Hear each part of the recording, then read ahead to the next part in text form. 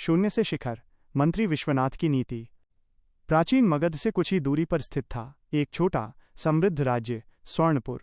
वहां के युवा राजा विक्रम सिंह शासन कर रहे थे। उन्हें अपने पिता से न्याय और समृद्धि की विरासत मिली थी, लेकिन अनुभव की कमी थी। इसी कमी का फायदा उठाने के लिए राज्य के सबसे धूर्त और महालोभी व्यापारी धनराज ने अपना जाल बिछाना शुरू किया। धनराज का लक्ष्य था राजा को अपने वश में करके राज्य की पूरी अर्थव्यवस्था को नियंत्रित करना। वो मीठी मीठी बातें करता, महंगे उपहार देता और राजा को झूठी सलाहें देता।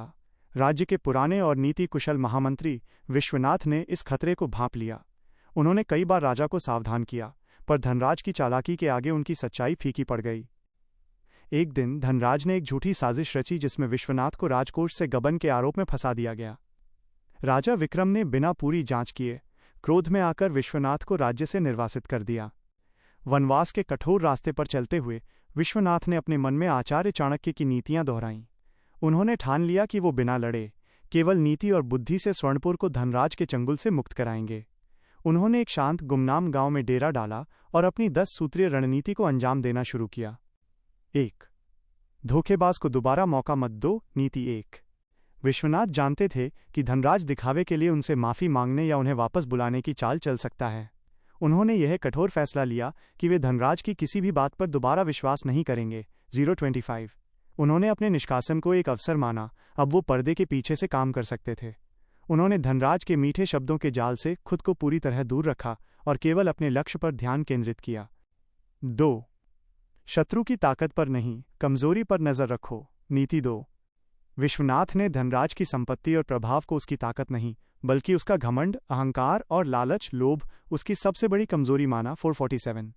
धनराज अपने दिखावे में इतना व्यस्त था कि वो अपनी चालाकी को ही अपनी सबसे बड़ी ढाल समझने लगा था। ये उसकी मानसिक कमजोरी थी। विश्वनाथ ने चुपचाप धनराज की हर व्यावसायिक गलती और अवैध व्यापार के गुप्त दस्तावेज जुटाना शुरू कर दिया। 3. शत्रु के सामने मुंह बंद रखो, हर चाल पर नजर। नीति 3। वनवास के बाद विश्वनाथ ने पूरी तरह से चुप्पी साध ली। उन्होंने कोई बड़ा प्रदर्शन नहीं किया, न राजा को कोई पत्र भेजा।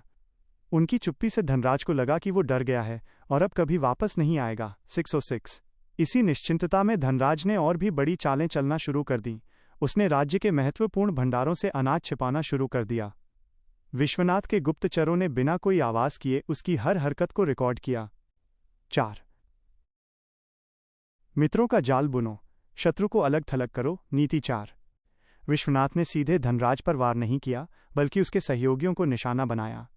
उन्होंने धनराज के उन व्यापारिक मित्रों से संपर्क साधा जिन्हें धनराज ने छोटे मुनाफे के लिए धोखा दिया था। विश्वनाथ ने उनकी समस्याएं सुनी और उन्हें विश्वास दिलाया कि न्याय मिलेगा। 750। धीरे धीरे धनराज का मुख्य समर्थन समूह गिरोह उससे दूर होता गया, जिससे वो आंतरिक रूप से कमजोर और अलग थलग हो गया। 5. सही समय का इंतजार करो। नीति 5।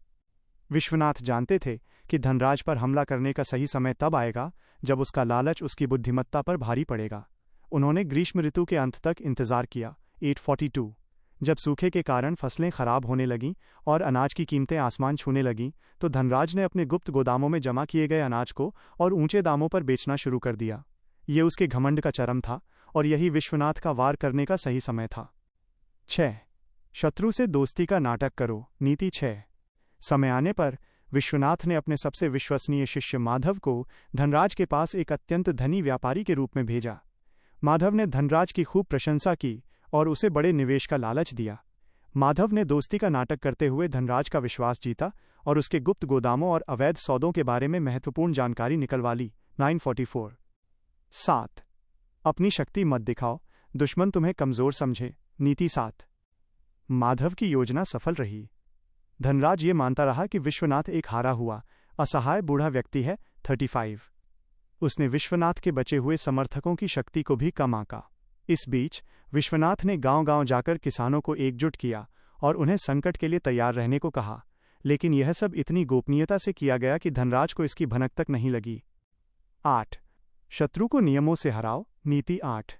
एकत्र किए गए सबूतों और सही समय का फायदा उठाकर विश्वनाथ ने सीधे राजा विक्रम के सामने उपस्थित होने के बजाय राज्य के पुराने कानून का सहारा लिया। 1130।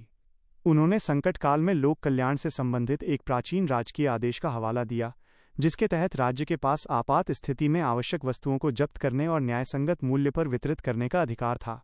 ये एक कानूनी चाल थी जिससे धनराज अपने सारे बचाव के बावजूद हारने लगा। 9. शत्रु अफवाहें फैलाएगा, तुम सच्चाई पर अड़े रहो। नीति 9. जब धनराज ने देखा कि वो हार रहा है तो उसने विश्वनाथ के खिलाफ नई अफवाहें फैलाना शुरू कर दिया कि विश्वनाथ राज्य पर कब्जा करना चाहता है।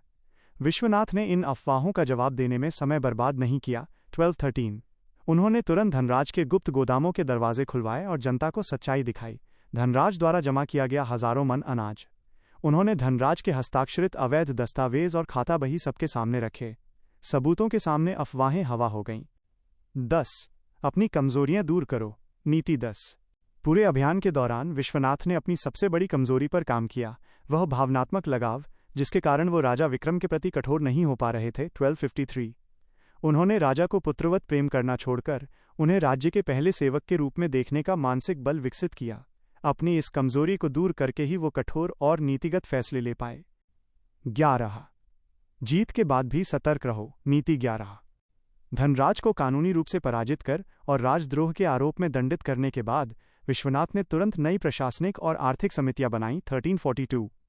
उन्होंने सुनिश्चित किया कि कोई भी व्यक्ति या समूह फिर कभी राज्य की अर्थव्यवस्था को अपने व्यक्तिगत लाभ के लिए नियंत्रित न कर सके। उन्होंने राजा विक्रम को भी नीतिशास्त्र का गहन ज्ञान दिया। वह जानते थे कि घायल शत्रु सबसे खतरनाक होता है, इसलिए उन्होंने राज्य की सुरक्षा और सतर्कता को सर्वोच्च प्राथमिकता दी। इस तरह महामंत्री विश्वनाथ ने बिना रक्तपात या सीधे युद्ध के केवल आचार्य चाणक्य की नीतियों का प्रयोग करके एक चतुर और शक्तिशाली शत्रु को पराजित कर दिया और स्वर्णपुर राज्य में फिर से न्याय और शांति स्थापित